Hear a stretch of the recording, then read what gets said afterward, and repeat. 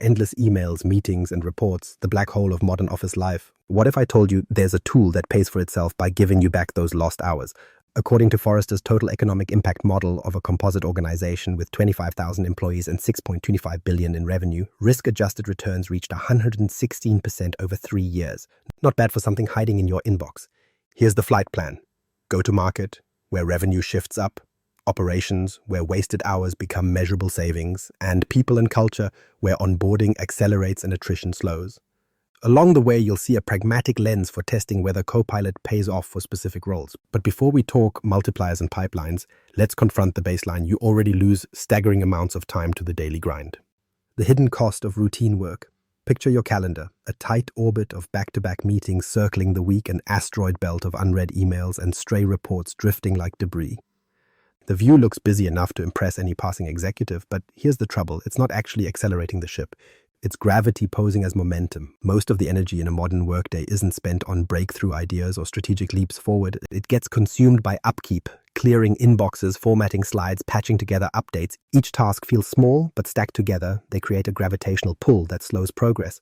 The danger is that it feels like motion. You answer another email, the outbox looks full, but the work that builds value drifts further from reach. Busy does not equal valuable. That mismatch, the appearance of activity without the substance of impact, is the hidden cost of routine work. Companies bleed resources here quietly and consistently because time is being siphoned away from goals that actually change outcomes. The most expensive waste isn't dramatic project failure, it's the slow leak of 1,000 minor chores. Forrester's research put numbers to this problem. In one example, they found product launch preparation that normally took 5 full days shrank to just about 2 hours when Copilot shouldered the labor of drafting, structuring, and organizing. That's not shaving minutes off, it's folding entire calendars of busy work into a fraction of the time. Multiply that shift across repeated projects, and the scale of reclaimed hours becomes impossible to ignore. From there, the model continued. On average, Copilot users freed about 9 hours per person per month. Now, here's the essential qualifier.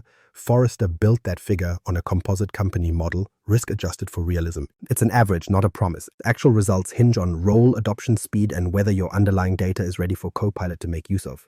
What you should take away isn't a guarantee, but a credible signal of what becomes possible when the routine is streamlined. And those hours matter because they are flexible currency. If you simply spend them on clearing the inbox marginally faster, then not much changes. The smarter move is to reassign them. One practical suggestion, pick a single recurring deliverable in each role, be it a weekly report, meeting summary, or pitch draft, and make Copilot the first draft engine for that task. This way, the recovered time flows straight into higher order work instead of evaporating back into low-value cycles. Imagine what that looks like with consistency. A marketing coordinator reclaims a morning every month to refine messaging instead of copying charts. A project manager transforms hours of recap writing into actual forward planning. Even one intentional swap like this can alter how a day feels. Less tactical scrabble, more strategic intent. That's the hidden dividend of those 9 hours, space that allows different choices to be made. Of course, the risk remains if you don't prepare the terrain. Without good data governance, without teaching teams how to integrate Copilot thoughtfully, the time gains dilute into noise. The tool will still accelerate drafts, but the uplift shrinks if the drafts aren't used for meaningful outputs. Success depends as much on organizational readiness as on the software's cleverness. So when someone balks at paying $30 per seat, the real comparison isn't fee against zero. It's fee against the hours currently being lost to administrative drag.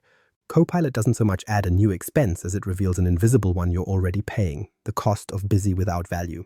And when you shift perspective from hours to outcomes, the story sharpens even further. Because the real multiplier isn't just time returned, it's how small fractions of efficiency ripple forward when applied to critical engines like the motions of a sales pipeline, and that's where the impact becomes unmistakable. And go-to-market, the sales engine upgrade. Nowhere is leverage more visible than in go-to-market. Sales engines magnify small inputs into outsized results, which means a fractional gain can tilt the entire arc of revenue. That's why the numbers matter. In the Forrester composite model, qualified opportunities rose about 2.7% and win rates another 2.5%. On paper, those sound like tiny nudges. In practice, because pipelines are multipliers, those margins compound at every stage. Prospecting, pitch, close. By year 3, that modeled company was up $159.1 million in incremental revenue, simply by smoothing the points of friction in the system it already had. You can picture how Copilot fits into that picture. Marketing used to wrestle with campaign drafts for days. Now they spin up structured outlines in hours with prompts that add hooks teams wouldn't have brainstormed on their own. Topics hit inboxes while they're still timely. Sales teams find half their prep already roughed in, draft slides aligned with company data, first-pass summaries based on what the prospect actually cared about last call, even cues for next engagement drawn from interaction history. Qualification, the eternal swamp, narrows too. Instead of drowning in weak signals, reps get a list shaped from patterns Copilot teased out of the noise. That lift in focus is often the boundary between nurturing a real deal and losing it to a competitor pacing just faster. Without the tool, much of the week still bleeds out through bottlenecks. Reps grind through manual personalization, copy-paste the same boilerplate decks, and miss follow-ups in the crush of tabs. Energy evaporates. Deals stall. Managers squint at dashboards and wonder why goals keep slipping despite heroic hours. Copilot's edge isn't about revolutionary tactics, it's about removing drag. Fewer hours lost in preparation. More lift placed directly under engagement and closing. The mechanics are simple but powerful. More qualified opportunities at the top feed a broader funnel. Better win rates mean more of them make it out the bottom. Stack the changes and you begin to feel the compounding. It's not magic, it's just math finally working in your favor. Marginal shifts are magnified because each stage inherits the previous gain. A satellite nudged a fraction of a degree gets slung into an entirely different orbit. But here's the caveat. Forrester also flagged that these gains aren't plug and play. The model assumed cleaned permissioned data and teams willing to adopt new habits. Feed Copilot outdated or messy information and it simply generates more noise. Skip the training and reps won't trust its drafts, they'll drift back to their old process. Governance and coaching act like thruster adjustments. They keep the ship moving toward its actual destination rather than sliding back into inefficiency. When those conditions line up, though, the benefits start to crystallize. Forrester estimated a net present value of roughly $14.8 million tied to sales and retention gains in just 3 years for the composite case. And those figures don't count the peripheral boosts: faster onboarding of new hires, fewer proposals stranded mid-draft, smoother handoffs between marketing and sales. All of that is productivity you feel but won't see in a balance sheet line.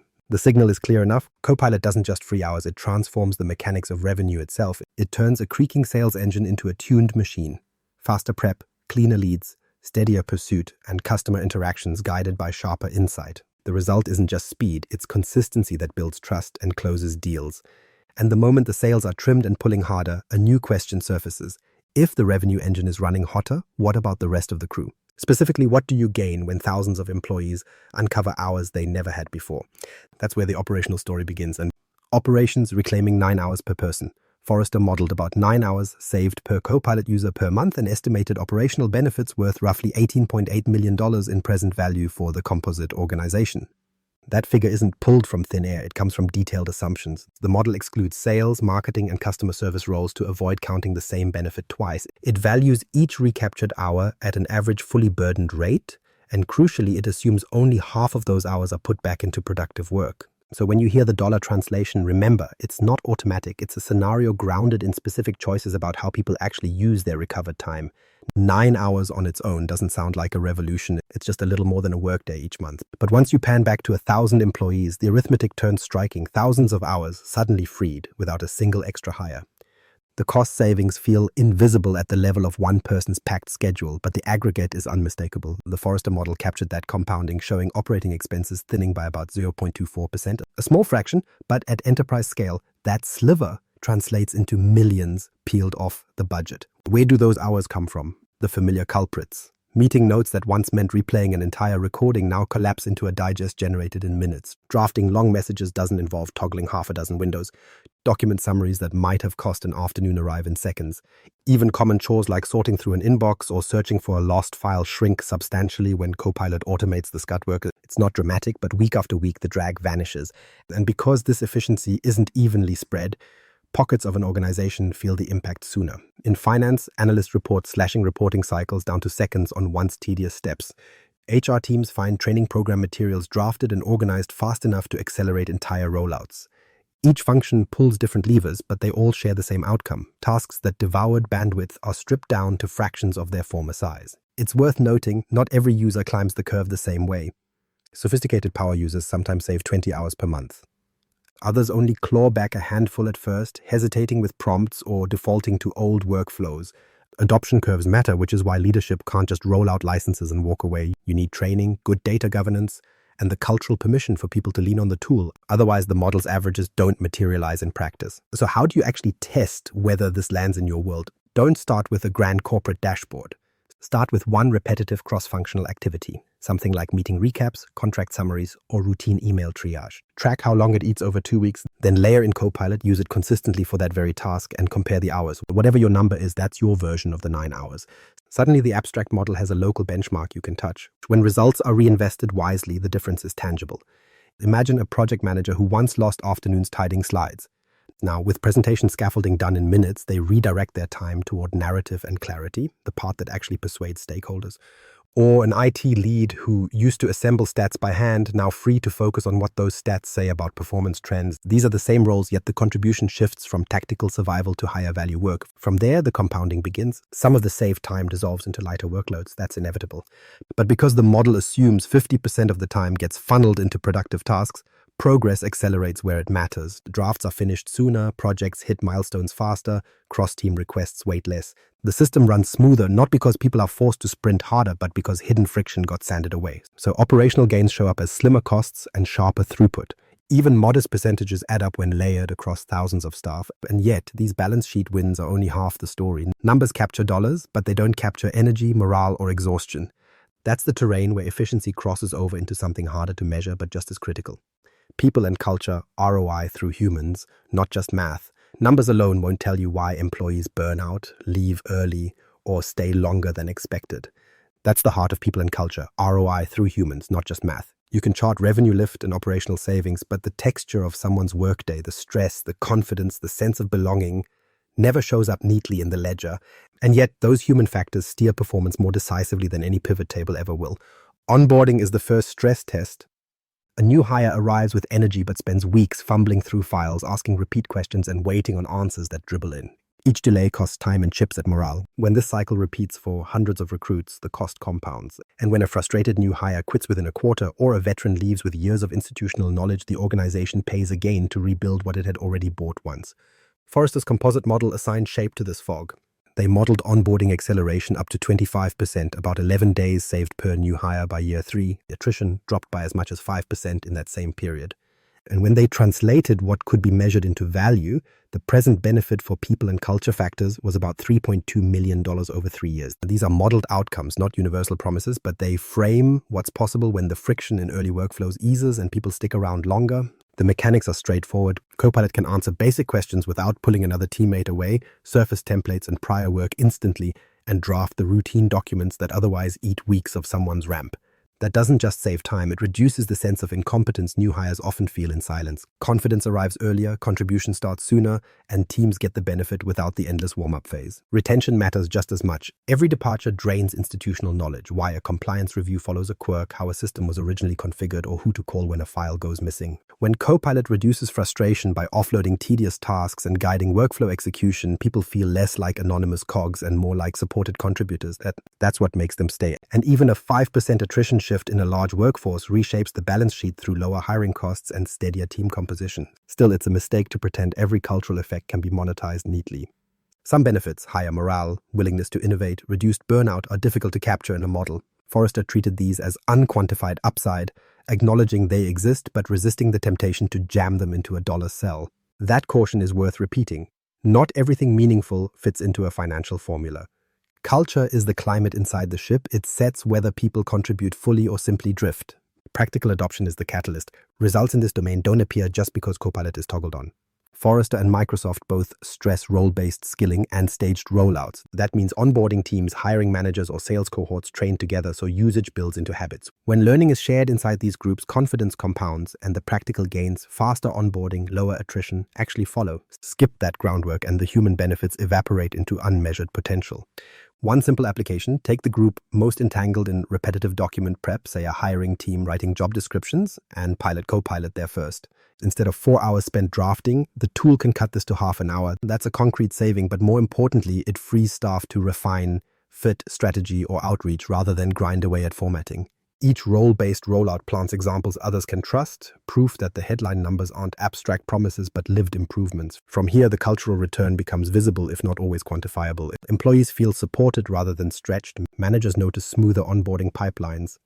Cohesion builds as fewer people leave, and the ones who stay are aligned on both process and purpose. These aren't soft perks. They shape whether skill compounds inside the organization or drains away with every departure. So what emerges is a broader view of ROI. Dollars saved, talent retained, morale lifted. Some of it gets modeled, some of it remains unquantified upside, but together it clarifies why Copilot isn't simply a line item expense. It's leverage on the human system that drives every other metric you care about. And once you recognize the people side of the balance, another question pushes forward, the one every CFO eventually blurts out.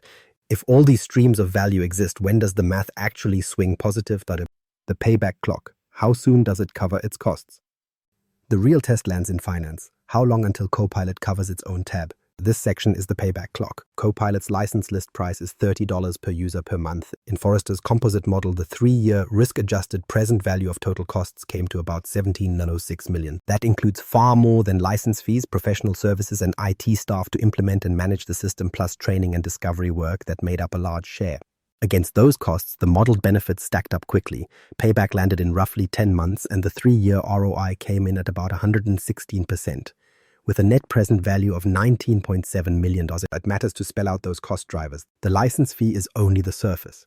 Beneath it are waves of support, IT provisioning, integration with existing systems, compliance checks, and dedicated staff time. Then there's training. This isn't optional overhead. It's one of the largest buckets because end users need structured instruction and ongoing discovery space to explore the tool. Without that, adoption sputters and the returns slow.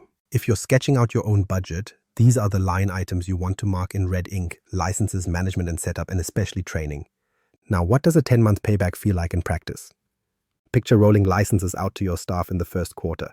You shoulder the upfront hit, fees, onboarding, coaching sessions. As the year grinds forward, the recovered hours, faster deals, and smoother onboarding begin to pile up. Before the fiscal year closes, those gains balance the expense. By the time finance teams prepare annual reports, the meter has already ticked past break even. For enterprise technology, where payback often takes years just to surface, that's unusually short. Here's the catch: the number isn't guaranteed. Forrester's study applied risk adjustments based on real company interviews, but outcomes still vary. If you deploy in a disorderly rush with messy data and little governance, the adoption curve flattens. Employees ignore the tool, drafts come out sloppy, value fragments across teams. On the other hand, a phased rollout, what the composite used with 3,000 licenses in year 1, 6,000 in year 2, and 10,000 by year 3, creates momentum. Training runs in cohorts. Governance policies are ready. People know when and how to lean on Copilot. Under those conditions, the clock to payback runs closer to the optimistic scenario. That's why Forrester presented these outcomes as modeled, risk-adjusted outputs, not universal guarantees. Their analysis was commissioned by Microsoft, built on structured interviews and surveys with current users, then normalized into a composite company for comparability. Always treat it as a directional blueprint, not a personal report card. If you want accuracy for your own case, run the numbers yourself with the ROI calculator. Plug in your headcount, hourly labor costs, and rollout plan. That's how the headline numbers translate from a model somewhere into us here.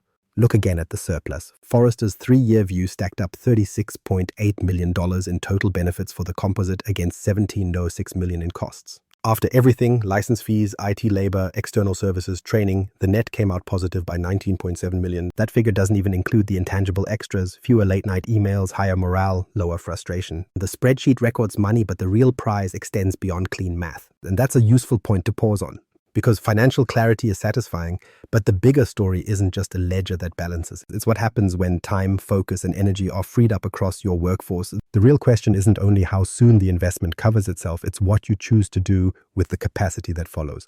And that folds us back to the broader prize waiting beyond costs and returns. So here's where the story closes. Copilot ROI is more than a tidy cell in a ledger. It's hours reclaimed from inbox purgatory, funnels moving faster, and workdays that feel less like slow oxygen leaks. The gain is as much human as financial. Remember, the headline numbers come from a Forrester composite and will vary. That's why you should test it directly. Step 1, map a single 30-60 minute task per role Copilot could absorb. Step 2, clock baseline time and cost for 2 weeks. Step 3, plug those numbers into the ROI calculator in the show notes. Now your move: drop one task you'd happily hand to Copilot in the comments. Meeting recaps, first draft proposals. I'll be watching the feed and pulling the sharpest entries into the discussion.